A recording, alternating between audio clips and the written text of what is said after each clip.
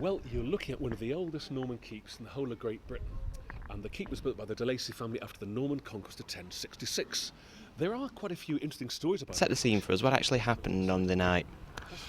It was a most bizarre event. I conducted a tour of Accrington. It was called the Heroes and Villains Tour. That very, very first night when we did the tour in Accrington, we had the mayor, we had the local press, we had local radio. And normally when I've done a tour, I just switch off. But that night when I got home, I felt this story had upset me quite badly, actually. It's a horrible story. And I got into bed and fell into an uneasy sleep. My wife is the most laid-back person you can imagine. Suddenly woke up in the early hours of the morning with a jolt. "Simon, there's someone in the house." When you hear that, you naturally get quite concerned. All of a sudden I heard the sound of feet, and my son and daughter came rushing to the bedroom. Dad, we're having nightmares." And you could feel an atmosphere. All of a sudden, the curtain in the bedroom lifted.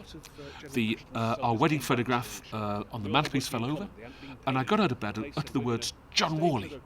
Then there was peace in the house, and it was almost like a huge weight that disappeared.